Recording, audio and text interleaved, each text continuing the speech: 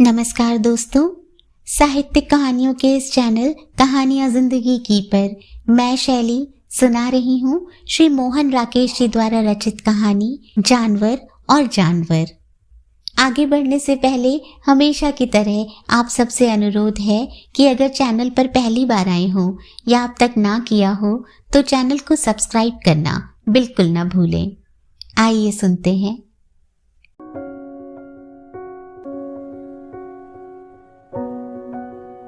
School की नई matron का नाम अनीता मुखर्जी था और उसकी आंखें बहुत अच्छी थीं, पर वह आंट सैली की जगह आई थी, इसलिए पहले दिन बैचलर्स डाइनिंग रूम में किसी ने उनसे खुलकर बात नहीं की।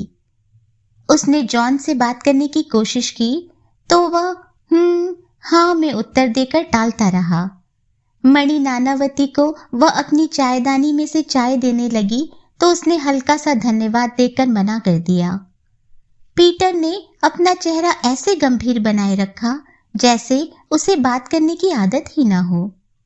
किसी तरफ से लिफ्ट ना मिलने पर वह भी चुप हो गई और जल्दी से खाना खाकर उठ गई।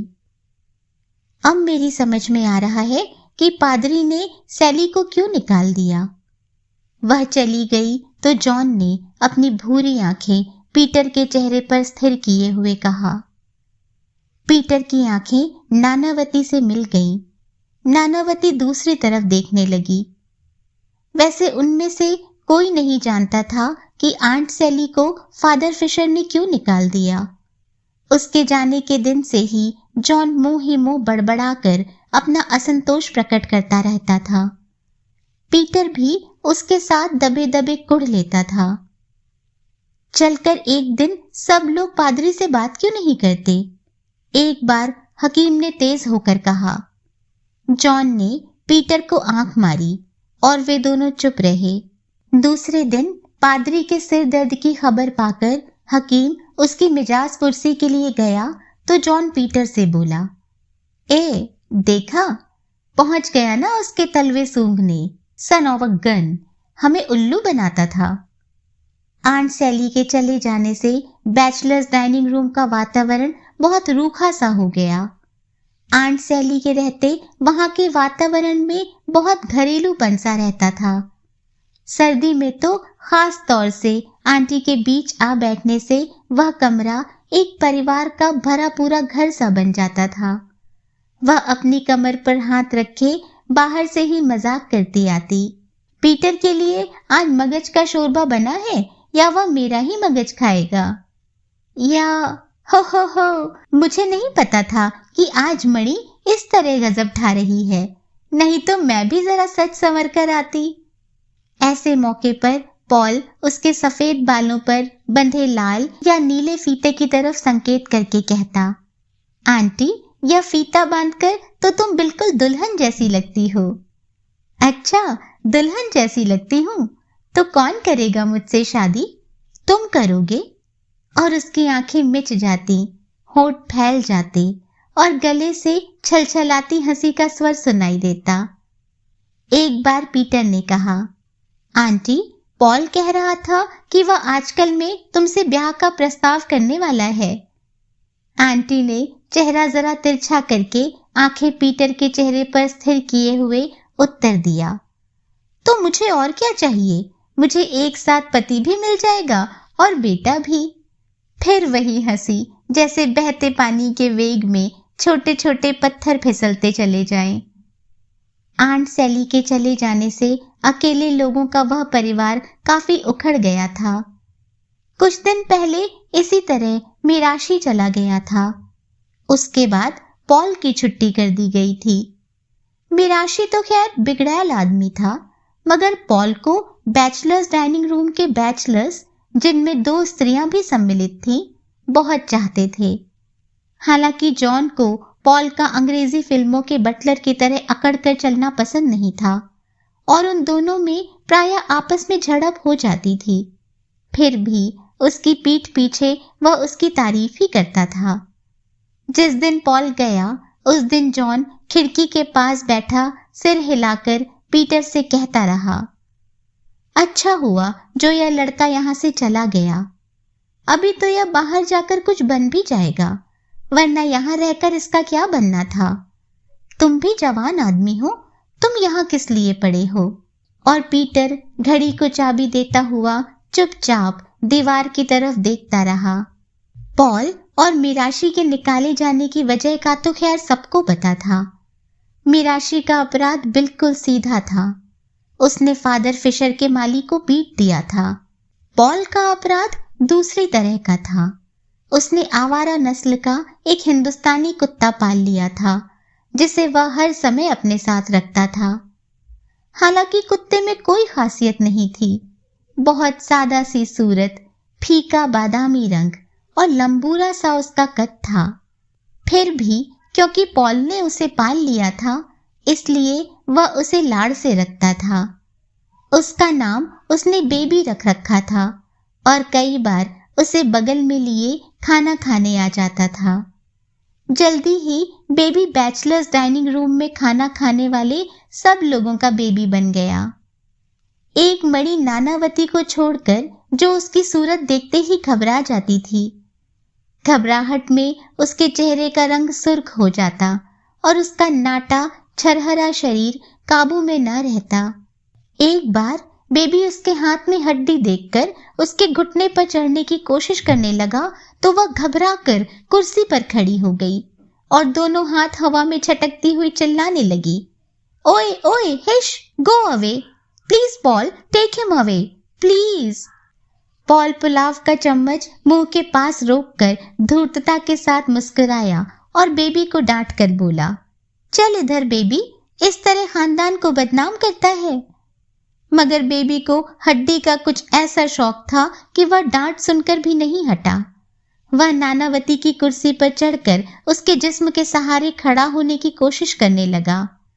इस जद्दोजहद में नानावती कुर्सी से गिरने ही जा रही थी कि पॉल ने जल्दी से उठकर उसे बगल से पकड़कर नीचे उतार दिया। फिर उसने बेबी को 2 चपत लगाई और उसे कान से खींचता हुआ अपनी सीट के पास ले आया। बेबी पॉल की टांगों के आसपास मंडराने लगा। मेरा सारा ब्लाउज खराब कर दिया। नानावती हांफती हुई रुमाल से अपना ब्लाउज साफ करने लगी। उसके उभार पर एकाध जगह बेबी का मुंह छू गया था। बेबी अब पॉल के घुटने से अपनी नाक रगड़ रहा था। पॉल ने उसकी पीठ सहलाते हुए कहा, नॉटी चाइल्ड, ऐसी भी क्या शरारत कि इंसान एटिकेट तक भूल जाए। जॉन पीटर की तरफ देखकर मुस्कुराया। नानावती भड़क उठी, देखो पॉल, मुझे इस तरह का मजाक कतई पसंद नहीं। गुस्से से उसका पूरा शरीर तमतमा गया था। अगर वह और शब्द बोलती तो साथ रो देती, मगर उसे गंभीर देखकर भी पॉल गंभीर न हुआ। बोला, मुझे खुद ऐसा मजाक पसंद नहीं मादाम, मैं इसकी हरकत के लिए बहुत शर्मिंदा हूं। और उसके निचले होंठ पर हल्की सी मुस्कुराहट आ गई थी। नानावती क्षण भर रुंधे हुए आवेश के साथ पॉल को देखती रही, फिर अपना नैपकिन मेज पर पटक कर तेजी से कमरे से चली गई। उसके जाते ही जॉन ने अपनी भूरी आंखें फैलाकर सिर हिलाया और कहा, आज तुम्हारे साथ कुछ न कुछ होकर रहेगा। वह अब सीधी उस शुतुरमुर्ग के पास शिकायत करने जाएगी, कुतिया। मगर नानावती ने कोई शिकायत नहीं की, बल्कि दूसरे दिन सुबह उसने पॉल से अपने व्यवहार के लिए क्षमा मांग ली। जॉन को अपनी भविष्यवाणी के गलत निकलने का खेद तो हुआ, पर इससे नानावती के प्रति उसका व्यवहार पहले से बदल गया। उसने उसकी अनुपस्थिति में उसके लिए वैश्यावाचक शब्दों का प्रयोग बंद कर दिया। यहाँ तक कि एक दिन वह एटकिंसन के साथ इस संबंध में विचार करता रहा कि इतनी अच्छी और मेहनती लड़की को उसके पति ने घर से क्यों बाहर निकाल रखा है।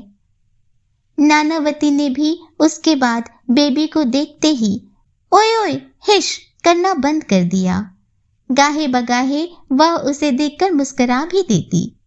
एक बार तो उसने बेबी की पीठ पर हाथ भी फेर दिया। हालांकि ऐसा करते हुए वह सिर से पांव तक सिहर गई। बैचलर्स डाइनिंग रूम में पॉल के जोर जोर के कहकहे रात को दूर तक सुनाई देते। बेबी को लेकर नानावती से तरह तरह के मजाक किए जाते। मजाक सुनकर जॉन की भूरी आंखों में चमक आ जाती और वह सिर हिलाता हुआ मुस्कुराता रहता।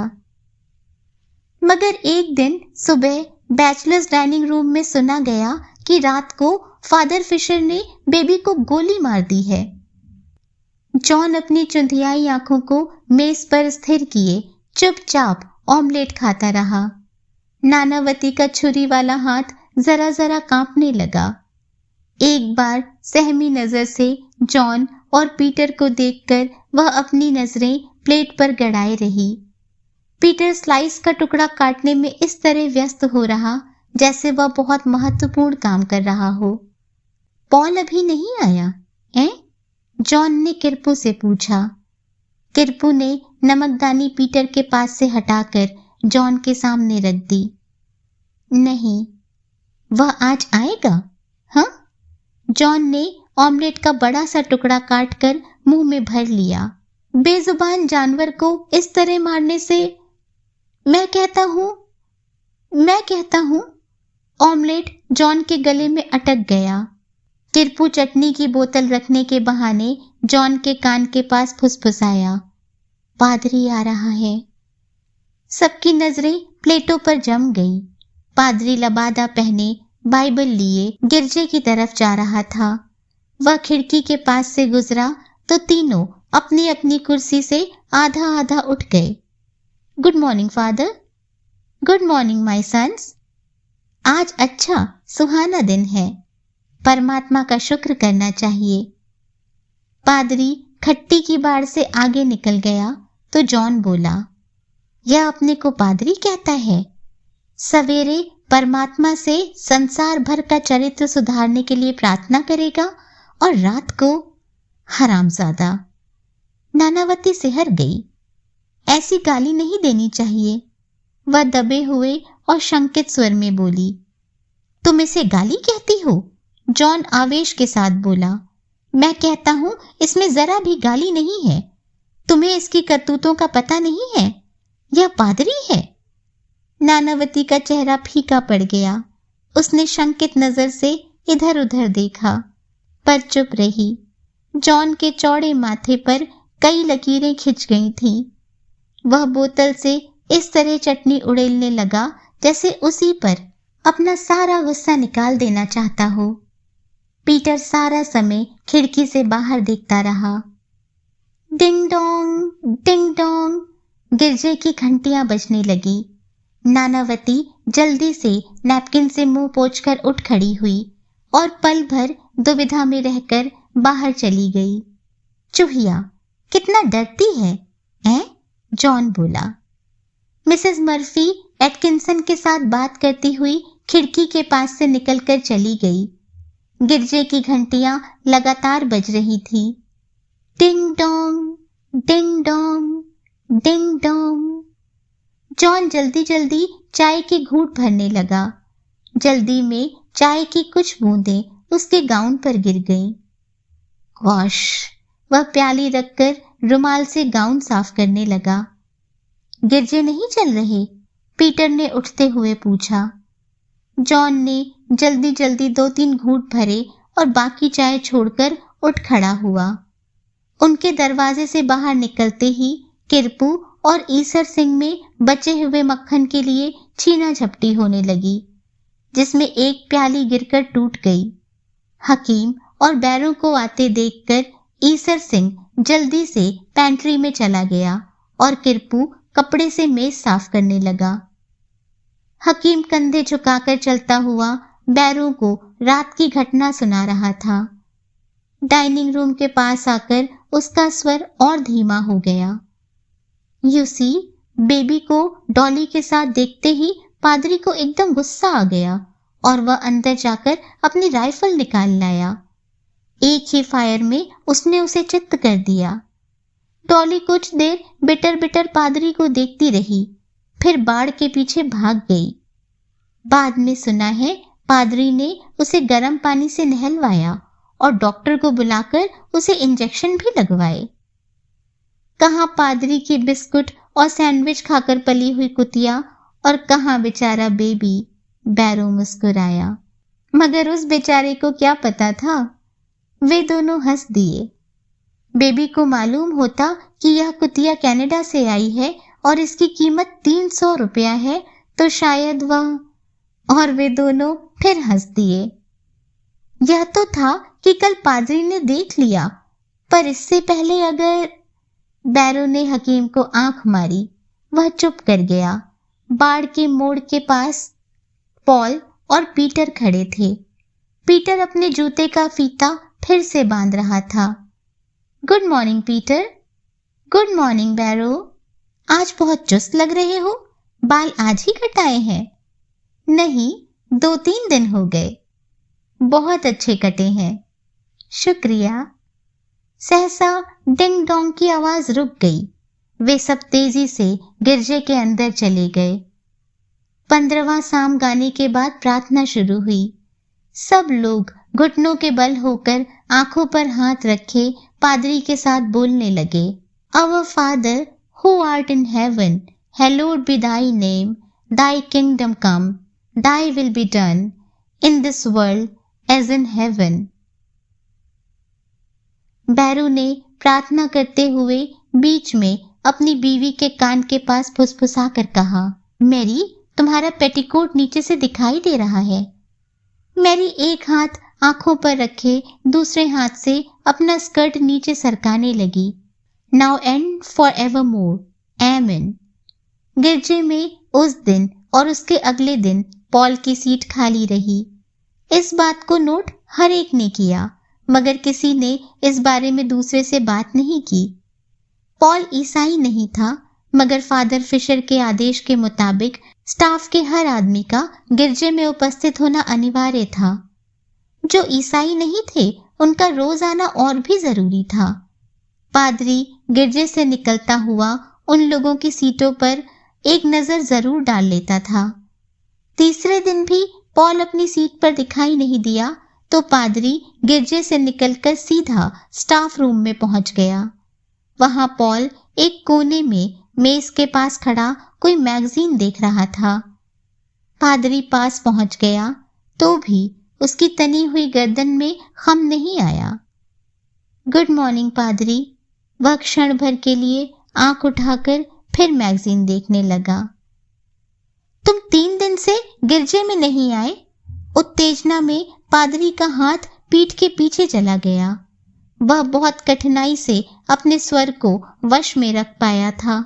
जी हाँ, मैं 3 दिन से नहीं आया। मैगजीन नीचे करके पॉल ने गंभीर नजर से पादरी की तरफ देख लिया। मैं वजह जान सकता हूं? वजह कुछ भी नहीं है। पादरी ने उत्तेजना के मारे बाइबल को दोनों हाथों में भींच लिया और माथे पर त्योरी डालकर कहा, तुम जानते हो कि जो अच्छा भला होकर भी सुबह गिरजे में नहीं आता, उसे यहाँ रहने का अधिकार नहीं है। गुस्से के मारे पॉल के जबड़ों के मांस में खिंचाव आ गया था। उसने मैगजीन मेज पर रखकर हाथ जेबों में डाल लिए और बिल्कुल सीधा खड़ा हो गया।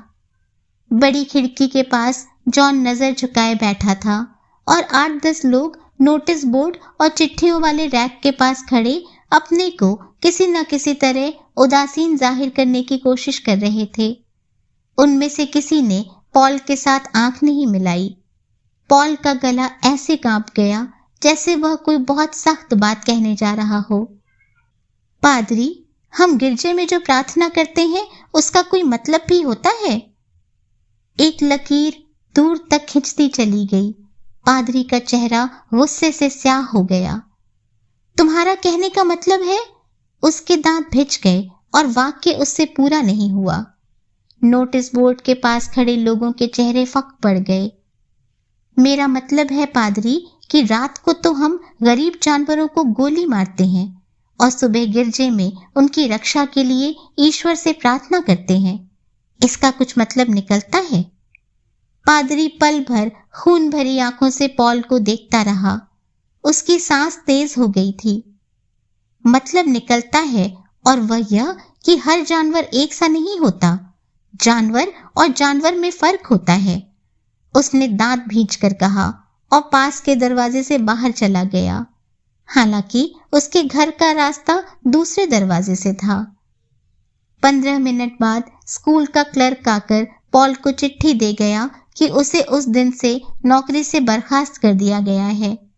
वह 24 घंटे के अंदर अपना क्वार्टर खाली करके चला जाए।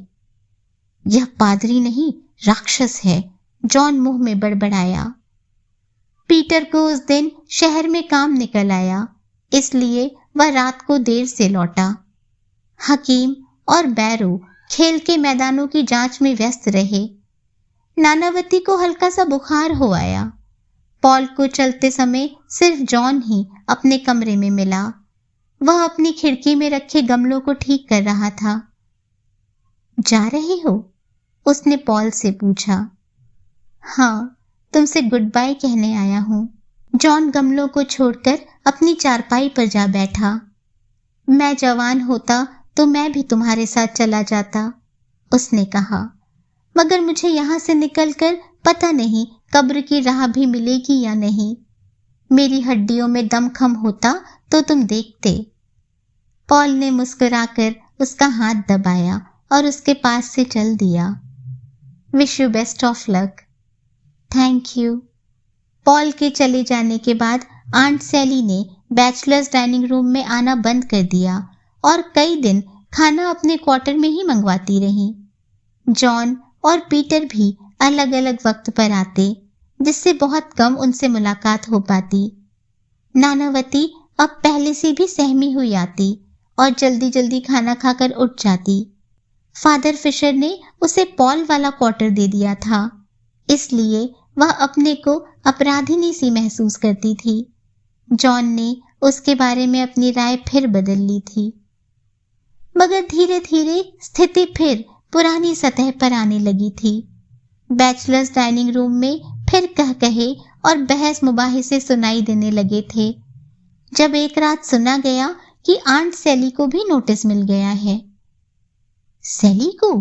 जॉन के होंठ खुले रह गए। किस बात पर? बात का पता नहीं है। पीटर सूप में चम्मच चलाता रहा। जॉन का चेहरा गंभीर हो गया। वह मक्खन की टिकिया खोलता हुआ बोला, मुझे लगता है कि इसके बाद अब मेरी बारी आएगी। मुझे पता है उसकी आंखों में कौन कौन खटकता है।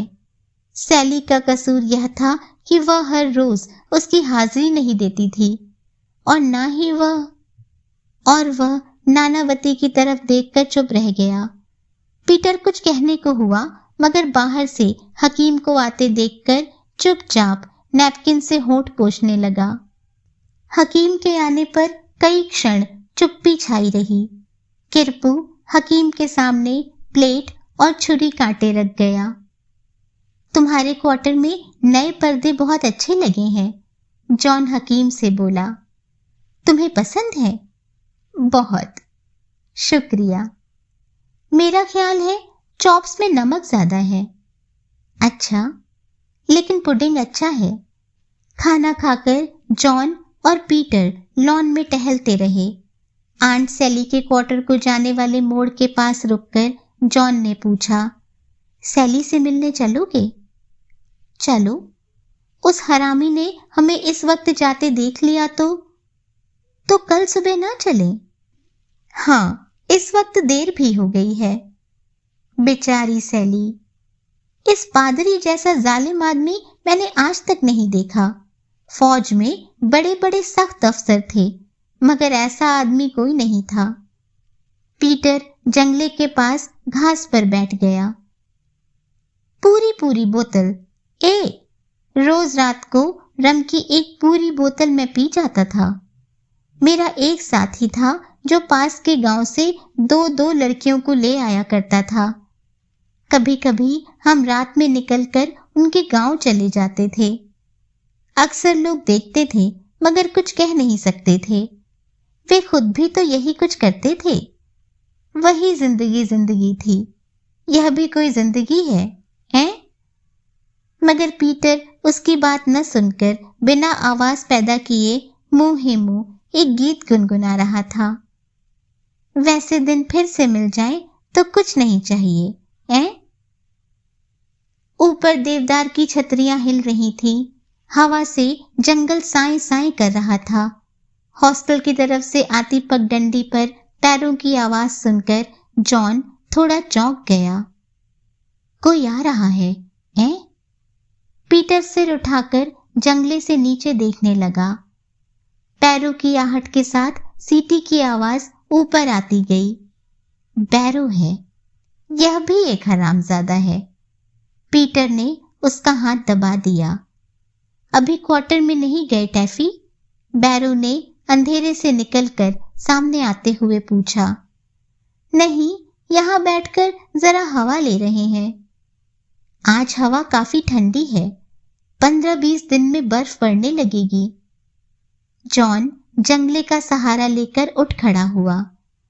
अच्छा, good night Peter, good night Barrow. Good night. कुछ रास्ता पीटर और बैरो साथ साथ चलते रहे। बैरो चलते चलते बोला, जॉन अब काफी सठिया गया है। क्यों?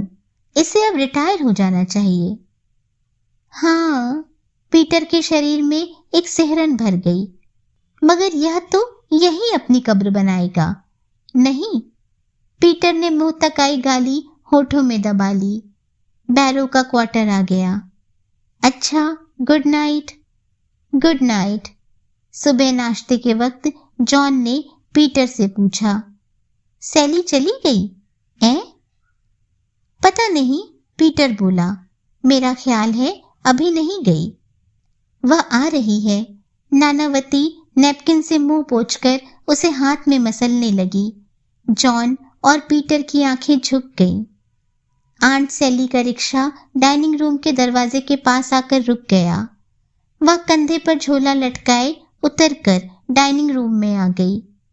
गुड मॉर्निंग एवरीबॉडी, उसने दहलीज लांघते ही हाथ हिलाया। गुड मॉर्निंग सैली, जॉन ने भूरी आंखें उसके चेहरे पर स्थिर किए हुए भारी आवाज में कहा। जो वह मुंह से नहीं कह सका वह उसने अपनी नजर से कह देने की चेष्टा की। बस आज ही जा रही हो? नानावती ने डरे सहमे हुए स्वर में पूछा और एक बार दाएं बाएं देख लिया। आंट सैली ने आंखें झपकते हुए मुस्कुराकर सिर हिला दिया। मैं सुबह मिलने आ रहा था, पीटर बोला, मगर तैयार होने में देर हो गई। मेरा ख्याल था कि तुम शायद शाम को जा रही हो। आंट सैली ने धीरे से उसका कंधा थपथपा दिया और उसी तरह मुस्कुराते हुए कहा, मैं जानती हूँ मेरे बच्चे, मैं चाहती हूँ कि तुम खुश रहो। आंटी, कभी कभार खत लिख दिया करना। पीटर ने उसका मुरझाया हुआ नरम हाथ अपने मजबूत हाथ में लेकर हिलाया। आंट सैली की आंखें डबडबा आईं और उसने उन पर रुमाल रख लिया। अच्छा, गुड बाय कहकर वह दहलीज पार करके रिक्शा की तरफ चली गई। गुड बाय सैली, जॉन ने पीछे से कहा। Goodbye aunty. Goodbye. Aunt Sally ने रिक्शा में बैठकर उनकी तरफ हाथ हिलाया। मजदूर रिक्शा खींचने लगे। कुछ देर बाद नानावती ने कहा, किरपू, एक बटर स्लाइस। जॉन पीछे की तरफ देखकर बोला, मुझे चाय का थोड़ा गर्म पानी और दे दो। पीटर जैम के डिब्बे में से जैम निकालने लगा। जिस दिन अनीता आई उसी शाम से आकाश में स्लेटी बादल घिरने लगे। रात को हल्की हल्की बर्फ भी पड़ गई। अगले दिन शाम तक बादल और गहरे हो गए। पीटर खेतानी गांव तक घूमकर वापस आ रहा था जब अनीता उसे ऊपर की पगडंडी पर टहलती दिखाई दे गई। वह उस ठंड में भी साड़ी के ऊपर सिर्फ एक शॉल लिए थी। पीटर को देखकर वह मुस्कुराई। पीटर ने उसकी मुस्कुराहट का उत्तर अभिवादन से दिया। घूमने जा रही हो? उसने पूछा। नहीं, यूं ही जरा टहलने के लिए निकल आई थी। तुम्हें ठंड नहीं लग रही है? ठंड तो है, मगर क्वार्टर में बंद होकर बैठने को मन नहीं हुआ। उसने शॉल से अपनी बाहें भी ढांप ली। तुम तो ऐसे घूम रही हो जैसे मई का महीना हो। मेरे लिए मई और नवंबर दोनों बराबर है। मेरे पास ऊनी कपड़े हैं ही नहीं। वह फिसलन पर से संभलती हुई पगडंडी से उतरकर उनके पास आ गई। ऊनी कपड़े तो तुमने पादरी के डिनर की रात के लिए संभाल कर रख रखे होंगे, तब तक सर्दी से बीमार न पड़ जाना। पीटर ने मजाक के अंदाज में अपना निचला होंठ सिकोड़ लिया। सच, मेरे पास इस शॉल के सिवा और कोई ऊनी कपड़ा है ही नहीं, अनीता उसके साथ साथ चलती हुई बोली। सच पूछो तो यह भी प्रेजेंट का है, हमें उधर गर्म कपड़ों की जरूरत ही नहीं पड़ती। तो परसों तक एक बढ़िया सा कोट सिला लो, परसों फादर का डिनर है। परसों तक? ओह, और वह मीठी सी हंसी हंस दी। क्यों? एक दिन में यहाँ अच्छे से अच्छा कोट सिल जाएगा। मेरे पास इतने पैसे होते तो मैं यहाँ नौकरी करने ही क्यों आती? तुम्हें पता है मैं 900 मील से यहाँ आई हूँ। पीटर या सिर्फ विकी? मैं अपने घर में अकेली कमाने वाली हूँ। मेरी माँ पहले बटुए सिया करती थी, पर अब उनकी आंखें बहुत कमजोर हो गई हैं। मेरा छोटा भाई अभी पढ़ता है, उसके एमएससी करने तक मुझे नौकरी करनी ही है। पीटर ने रुककर एक सिगरेट सुलगा लिया। बर्फ के हल्के हल्के गाले पड़ने लगे थे। उसने आकाश की तरफ देखा। बादल बहुत गहरा था। आज काफी बर्फ पड़ेगी। उसने कोट के कॉलर ऊंचे उठाते हुए कहा, चलो तुम्हें तुम्हारे क्वार्टर तक छोड़ाऊं। तुम सी कॉटेज में हो ना?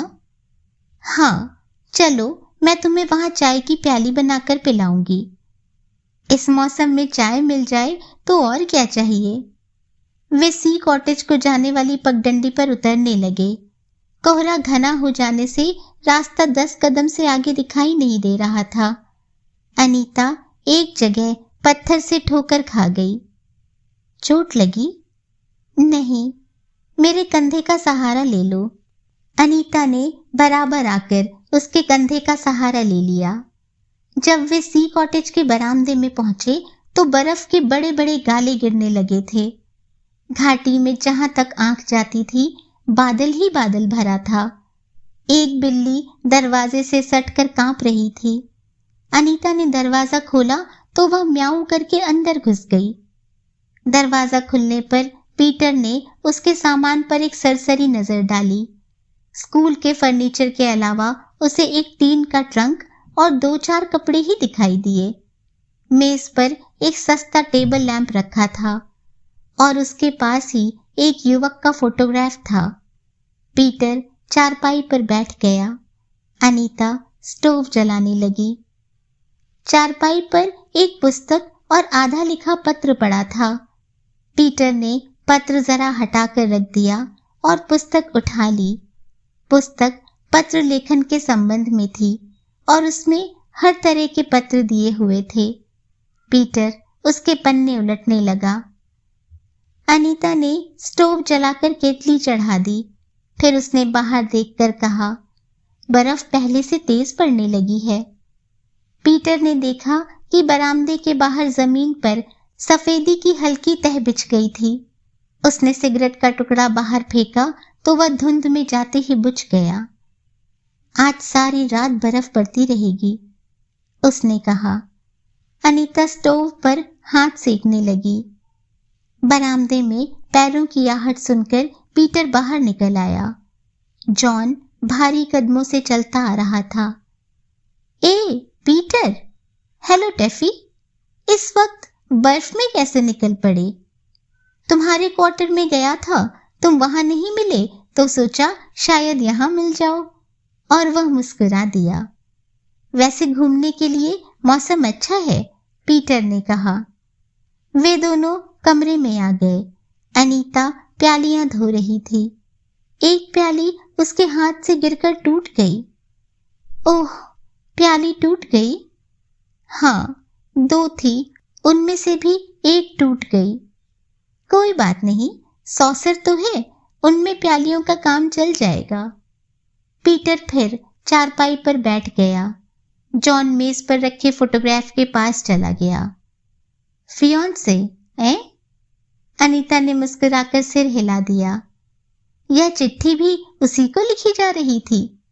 जॉन ने चारपाई पर रखे पत्र की तरफ संकेत किया। पीटर पुस्तक का वह पृष्ठ पढ़ने लगा जिस पर से वह पत्र नकल किया जा रहा था। जॉन स्टोव के पास जा खड़ा हुआ और अनीता के शॉल की तारीफ करने लगा। चाय तैयार हो गई तो अनीता ने प्याली बनाकर जॉन को दे दी। अपने और पीटर के लिए सॉसर में चाय डालती हुई बोली, हमारे घर में कुल 2 ही प्यालियां थीं, वही मैं उठा लाई थी। आते ही एक टूट गई। जॉन और पीटर ने एक दूसरे की तरफ देखकर आंखें हटा ली। यह सी कॉटेज है तो अच्छी, मगर जरा दूर पड़ जाती है। पीटर दोनों हाथों से सॉसर संभालता हुआ बोला, तुम पादरी से कहो कि तुम्हें डी या ई कॉटेज में जगह दे दे। वे दोनों खाली पड़ी हैं, उनमें 2 बड़े बड़े कमरे हैं। अच्छा, अनीता बोली, वैसे मेरे लिए तो यही कमरा बहुत बड़ा है। घर में हमारे पास इससे भी छोटा एक ही कमरा है जिसमें हम 3 जने रहते हैं। उनमें से भी आधा कमरा मेरे भाई ने ले रखा है और आधे कमरे में हम माँ बेटी गुजारा करती हैं। अब मैं आ गई हूँ तो माँ को जगह की कुछ सहूलियत हो गई होगी। मैं अपनी माँ को बहुत प्यार करती हूँ। पहला वेतन मिलने पर मैं उसके लिए कुछ अच्छे अच्छे कपड़े भेजना चाहती हूँ। उसके पास अच्छे कपड़े नहीं हैं। पीटर और जॉन की आंखें पल भर मिली रही। जॉन का निचला होठ थोड़ा सिकुड़ गया। चाय बहुत अच्छी है, खूब गर्म है और फ्लेवर भी बहुत अच्छा है। रोज बर्फ पड़े तो मैं रोज यहाँ आकर चाय पिया करूं। पीटर के सॉसर से चाय छलक गई। सॉरी। बर्फ और कोहरे की वजह से बाहर बिल्कुल अंधेरा हो गया था। बर्फ के गाले दूध फेन की तरह निशब्द गिर रहे थे। जॉन और पीटर अनीता के क्वार्टर से निकलकर ऊपर की तरफ चले तो पगडंडी पर 2-2 इंच बर्फ जमा हो चुकी थी। अंधेरे में ठीक से रास्ता दिखाई नहीं दे रहा था, इसलिए जॉन ने पीटर की बांह पकड़ ली। अच्छी लड़की है, हैं? बहुत सीधी है। मुझे डर है कि यह भी कहीं नानावती की तरह। रहने दो, तुम उसके साथ इसका मुकाबला करते हो। वह आई थी तो वह भी ऐसी ही थी। मैं इसे उन लोगों के बारे में सब कुछ बता दूंगा। जॉन को थोड़ी खांसी आ गई। वे कुछ देर खामोश चलते रहे। उनके पैरों के नीचे कच्ची बर्फ कचर कचर करती रही। कुछ फासले से आकर टॉर्च की रोशनी उनकी आंखों में टकराई। पल भर के लिए उनकी आंखें चुंधियाई रहीं। फिर उन्होंने ऊपर से उतरकर आती आकृति को देखा। Good evening Barrow. Good evening Taffy. किधर से घूम कर आ रहे हो? यूं ही बर्फ पड़ती देखकर थोड़ी दूर निकल गए थे। बर्फ में घूमना सेहत के लिए अच्छा है। पीटर ने जॉन की उंगली दबा दी। तुम भी सेहत बनाने निकले हो? इस बार जॉन ने पीटर की उंगली दबा दी। हाँ, मौसम अच्छा है, मैंने भी सोचा थोड़ा घूम लूं। अच्छा, good night. Good night. Torch की रोशनी काफी नीचे पहुंच गई तो जॉन पैर से रास्ता टटोलता हुआ बोला, यह पादरी का खुफिया है, खुफिया। मैं इस हरामी की रग रग पहचानता हूं। पीटर खामोश चलता रहा। सुबह जिस समय पीटर की आंख खुली उसने देखा कि वह जॉन के क्वार्टर में एक आराम कुर्सी पर पड़ा है। वहीं उस पर 2 कंबल डाल दिए गए हैं। सामने रम की खाली बोतल रखी है। वह उठा तो उसकी गर्दन दर्द कर रही थी। उसने खिड़की के पास आकर देखा कि जॉन चाय का फ्लास्क लिए डाइनिंग रूम की तरफ से आ रहा है। वह ठंडी सलाखों को पकड़े दूर तक फैली बर्फ को देखता रहा। जॉन कमरे में आ गया और भारी कदमों से तख्ते पर आवाज करता हुआ पीटर के पास आ खड़ा हुआ। कुछ सुना है? पीटर ने उसकी तरफ देखा। रात को पादरी ने उसे अपने यहाँ बुलाया था। किसे? अनीता को? जॉन ने सिर हिलाया। उसकी आंखें क्षण भर पीटर की आंखों से मिली रही। पीटर गंभीर होकर दीवार की तरफ देखने लगा। टैफी, मैं उससे कहूंगा कि वह यहाँ से नौकरी छोड़कर चली जाए। उसे पता नहीं है कि यहाँ वह किन जानवरों के बीच आ गई है। जॉन फ्लास्क से प्यालियों में चाय उड़ेलने लगा। उसमें खुददारी हो तो उसे आप ही चले जाना चाहिए, वह बोला। किसी के कहने से क्या होगा? कुछ नहीं। हो या ना हो, मगर मैं उससे कहूंगा जरूर। तुम पागल हुए हो? हमें दूसरों से मतलब? वह अनजान बच्ची तो है नहीं। पीटर कुछ न कहकर दीवार की तरफ देखता हुआ चाय की घूंट भरने लगा। अब जल्दी से तैयार हो जाओ, गिरजे का वक्त हो रहा है। पीटर ने 2 घूंट में ही चाय की प्याली खाली करके रख दी। मैं गिरजे में नहीं जाऊंगा। जॉन कुर्सी की बाह पर बैठ गया। आज तुम्हारी सलाह क्या है? कुछ नहीं, मैं गिरजे में नहीं जाऊंगा। जॉन मुंह ही मुंह बड़बड़ाकर ठंडी चाय की चुस्कियां लेता रहा। 2 दिन की बर्फबारी के बाद फादर फिशर के डिनर की रात को मौसम खुल गया। डिनर से पहले घंटा भर सब लोग म्यूजिकल चेयर्स का खेल खेलते रहे। उस खेल में मणि नानावती को पहला पुरस्कार मिला।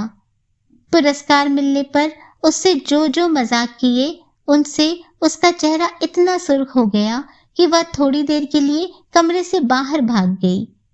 मिसेस मर्फी उस दिन बहुत सुंदर हैट और रिबन लगाकर आई थीं।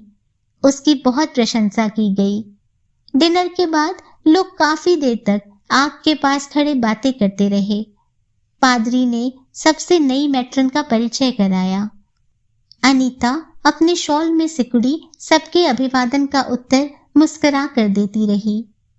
एटकिंसन मिसेस मर्फी को आंख से इशारा करके मुस्कुराया। हिचकॉक अपनी मुस्कुराहट जाहिर न होने देने के लिए सिगार के लंबे लंबे कश खींचने लगा। जॉन उधर से नजर हटाकर हिचकॉक से बातें करने लगा। तुम्हें तली हुई मछली अच्छी लगी? मुझे तो जरा अच्छी नहीं लगी। मुझे मछली हर तरह की अच्छी लगती है, कच्ची हो या तली हुई। हाँ, मछली हो। जॉन ने मुंह बिचकाया। रम की बोतल साथ हो तो भी तुम्हें अच्छी नहीं लगती? जॉन दांत खोलकर मुस्कुराया और सिर हिलाने लगा। मजलिस बर्खास्त होने पर जब सब लोग बाहर निकले तो हिचकॉक ने धीमे स्वर में जॉन से कहा, क्या बात है, आज पीटर दिखाई नहीं दिया? जॉन उसका हाथ दबाकर उसे जरा दूर ले गया और दबे हुए स्वर में बोला, उसे पादरी ने जवाब दे दिया है। पीटर को भी? जॉन ने सिर हिलाया। वह कल सुबह यहां से चला जाएगा। क्या कोई खास बात हुई थी? जॉन ने उसका हाथ दबा दिया। पादरी और बैरों के साथ साथ अनीता सिर झुकाए शॉल में छिपी सिमटी बरामदे से निकलकर चली गई। जॉन की भूरी आंखें कई गज उनका पीछा करती रहीं। यह आप भी गर्म पानी से नहाता है या नहीं? क्यों? बात हिचकॉक की समझ में नहीं आई। इसने डॉली को गर्म पानी से नहलवाया था ना? हिचकॉक हो करके हंस दिया। बरामदे में से गुजरते हुए हकीम ने आवाज दी, खूब क्या कहे लग रहे हैं। मैं तली हुई मछली हजम कर रहा हूं, हिचकॉक ने उत्तर दिया और ऊंची आवाज में जॉन को बतलाने लगा कि बगैर कांटे की मासेर मछली कितनी ताकतवर होती है। सुबह जॉन, अनीता, नानावती और हकीम बैचलर्स डाइनिंग रूम में नाश्ता कर रहे थे जब पीटर का रिक्शा दरवाजे के पास से निकलकर चला गया। पीटर रिक्शे में सीधा बैठा रहा। ना उसे किसी ने अभिवादन किया और ना ही वह किसी को अभिवादन करने के लिए रुका। अनीता की झुकी हुई आंखें और झुक गईं। जॉन ऐसे गर्दन झुकाए रहा जैसे उस तरफ उसका ध्यान ही ना हो। बैचलर्स डाइनिंग रूम में कई क्षण खामोशी छाई रही। सहसा पादरी को खिड़की के पास से गुजरते देखकर सब लोग अपनी अपनी सीट से आधा आधा उठ गए। Good morning father. Good morning sons. कल रात का डिनर बहुत ही अच्छा लगा, हकीम ने चेहरे पर विनीत मुस्कुराहट लाकर कहा। सब तुम्ही लोगों की वजह से है। मैं तो कहता हूं कि ऐसे डिनर रोज हुआ करें। पादरी आगे निकल गया तो भी कुछ देर हकीम के चेहरे पर वह मुस्कुराहट बनी रही। मेरे लिए उबला हुआ अंडा अभी तक क्यों नहीं आया? सहसा जॉन गुस्से से बड़बड़ाया। अनीता स्लाइस पर मक्खन लगाती हुई सिहर गई। किरपू ने एक प्लेट में उबला हुआ अंडा लाकर जॉन के सामने रख दिया। छील कर खाओ, जॉन ने उसी तरह कहा और प्लेट को हाथ मार दिया। प्लेट अंडे समेत नीचे जा गिरी और टूट गई। उधर गिरजे की घंटियां बजने लगीं। Ding dong, ding dong, ding dong.